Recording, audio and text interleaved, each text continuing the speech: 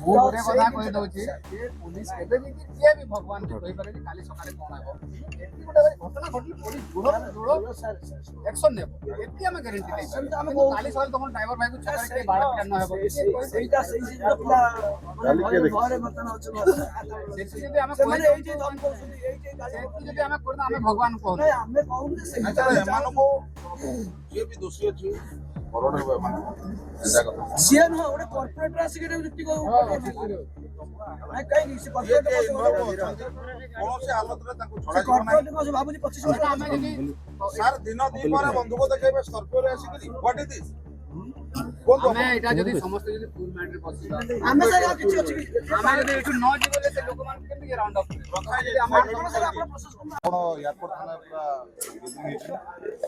ଆମର ଜଣେ ଅଟୋ ଚାଳକ ଆମର ଜଣେ ଟ୍ୟାକ୍ସି ଡ୍ରାଇଭର ପୁରୀରୁ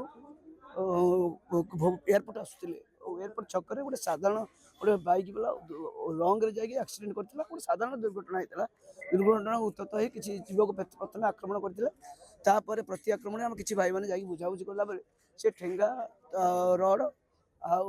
ବନ୍ଧୁକ ସବୁ ଧରିକି ଆସିଥିଲେ ଆଉ ପ୍ରତି ଆକ୍ରମଣ କରିବା ସହିତ ଏଠି ଆସିକି ଧମକା ଧମକି ଥାନାରେ ଧମକା ଧମକି କେସ୍ ଦେଲେ କିଛି ହେବନି ଧମକା ଧମକି କରିଥିଲେ ଓ ବାଡ଼ିଆ ବାଡ଼ି କରିଥିଲେ ନିର୍ଦ୍ଦିଷ୍ଟ କର୍ପୋରେଟର ଏ ଏରିଆର ନିର୍ଦ୍ଦିଷ୍ଟ କର୍ପୋରେଟର ଜନପ୍ରତିନିଧି ସିଏ ବି ବାବୁ ଆସିକି ଉସ୍କେଇଥିଲେ ଏଠି କ'ଣ ହେବ ଦେଖିବା ସେ କ'ଣ କେମିତି ଚଳିବେ ବୋଲି ହଁ ଏଇଠି ଆସିକି ପିଲାଙ୍କୁ ଉସ୍କେଇଛନ୍ତି ତମେ କ'ଣ କରିବା କଥା କର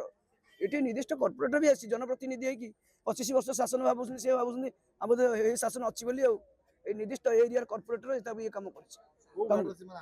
এটি ବୋଲେରୋ ଗୋଟେ ଅଛି କଳା ବୋଲେରୋ ଯୋଉଟା କି କାଚ କଳା ବି ଅଛି ତାକୁ କୁହାଯାଇଛି ସିଜ୍ କରିବା ପାଇଁ ତାଙ୍କୁ କୁହାଯାଇଛି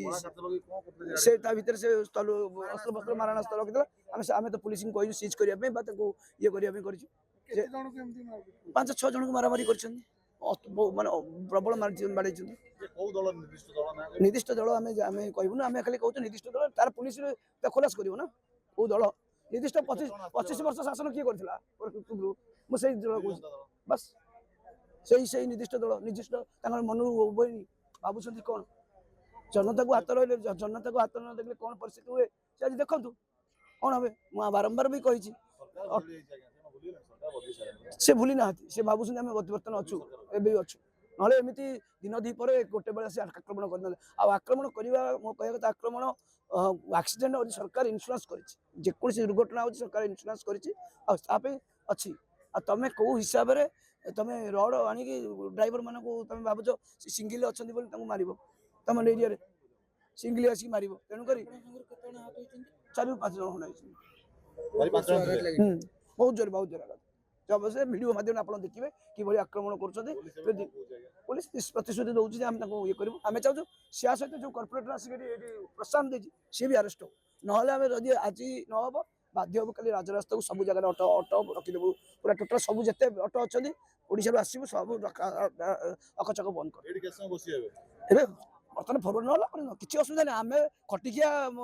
ପିଲା ଆମେ ଖାଇ ପିଇକି ଚୁଡ଼ା କଦଳୀ ଖାଇକି ନହେଲେ ପାଣି ପିଇକି ରହିଯିବୁ କିଛି ଅସୁବିଧା ନାହିଁ ବର୍ବାଦ ହେଲେ କ'ଣ ହେଇଯିବ ଆମ ସୁରକ୍ଷା ଦରକାର ଆମେ ସୁରକ୍ଷାରେ ବଞ୍ଚିଲେ ତ ଆମେ ବେପାର କରିବୁ ନା ଆମେ ସୁରକ୍ଷା ପାଇଲେ ତ ଆମେ ବେପାର କରିବୁ ନା ଆମେ ଗୋଟେ ଜାଗାରୁ ଗୋଟେ ଜାଗାକୁ ନବୁ ଏମାନେ ଗୁଣ୍ଡା ବଦମାସି କରିକି ରାଜନୀତି କରିକି ଗୁଣ୍ଡା ବଦମାସି ବସିକି ତମେ ମାରିବ ଏଇ ନିରୀହ ଲୋକମାନଙ୍କୁ କଳା କାଚ ରହିକି ବୋଲେରୋ ଦେଖି ଏଠି ଧମକଉଛି ଥାନାରେ ତ ପିଲା ଭିଡ଼ିଓ କରୁଛନ୍ତି ତାଙ୍କ ମୋବାଇଲ ଜବରଦସ୍ତି ଭିଡ଼ିକି ଡିଲିଟ୍ କରିଛନ୍ତି ଏଠି ସିସିଟିଭି ହଁ ଏଇ ଜାଗାରେ ଭିଡ଼ିକି ମୋବାଇଲ ହଁ ଏଇଠି ଯେତେ ସବୁ ଭିଡ଼ିଓ କରୁଛନ୍ତି ଗାଡ଼ି ମାନଙ୍କର ତମେ ତମକୁ ଟାର୍ଗେଟ କରିଛୁ ଯେତେଟା ଗାଡ଼ି ଅଛି ସବୁ ଟାର୍ଗେଟ କରି ତମକୁ ଦେଖିବ ତମକୁ ଦେଖି ଦଉ ସବୁ କେତେ ଗାଡ଼ି ଆଉଛି କ'ଣ କରିବ ଆମେ ଯେତେ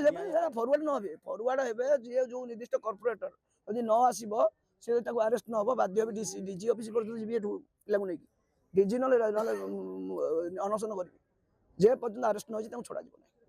ନାହିଁ କରୁଥିଲେ ତାପରେ ଆମ ପିଲା ଯେମିତି ଯାଇ ପହଞ୍ଚିଲେ ଏଇଟା ଏଇ ଏୟାରପୋର୍ଟ ଟ୍ରାଫିକ ସାମ୍ନାରେ ଆମ ପିଲା ଯେମିତି ଯାଇକି ପହଞ୍ଚିଲେ 8-10 ଜଣ ଯେମିତି ଆମ ପିଲା ଯାଇକି ପହଞ୍ଚିଲେ କ'ଣ ହେଇଛି କ'ଣ ନାହିଁ ପଚରାପଚରି ଗଲେ ସେ ତାଙ୍କ ପିଲା ସମସ୍ତଙ୍କୁ ଡକେଇଲେ ସେମାନେ ଲୁହା ରଡ଼ ଆଉ ପୋଲ ତାପରେ କାଠ ଠେଙ୍ଗା ସବୁ ଧରିକି ଆସିଲେ ଆଉ ଆମ ପିଲାଙ୍କୁ ସମସ୍ତଙ୍କୁ ଆଟାକ୍ କଲେ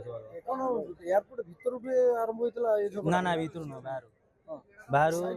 ଘଟଣା କଣ ହେଇଥିଲା ପ୍ରକୃତରେ ଏମିତି କଣ ଯେ ଆପଣଙ୍କ ଯୋଉ ବିକାଶକୁ ଯୋଉ ମାଡ଼ ସେ ରଙ୍ଗରେ ଯାଇକି ଆମ ପିଲା ଦେହରେ ଗାଡ଼ିଟା ଲଗେଇଥିଲେ, ଆମ ପିଲା ଗାଡ଼ିରେ ଗାଡ଼ିଟା ଲଗେଇଥିଲେ। ତାର ଆମ ପିଲାଟା କହିଲେ ରଙ୍ଗରେ କାହିଁ ଆସି ଗାଡ଼ିଟା ଲଗେଇଲେ, ଏମିତି କହିଲାରୁ ସେମାନେ ଆଟାକ୍ କରିଥିଲେ। ସମାନ ରଙ୍ଗରେ ଯାଇକି ଆପଣଙ୍କୁ ଆକ୍ରମଣ କଲେ। ହଁ କେତେ ଜଣ ଆପଣଙ୍କର ଆହତ ହେଇଛନ୍ତି ବର୍ତ୍ତମାନ ପର୍ଯ୍ୟନ୍ତ? ଆମ ପିଲା 4 ଜଣ ଖଣ୍ଡେ ଆହତ, 4-5 ଜଣ ଖଣ୍ଡେ ଆହତ ହେଇଛନ୍ତି।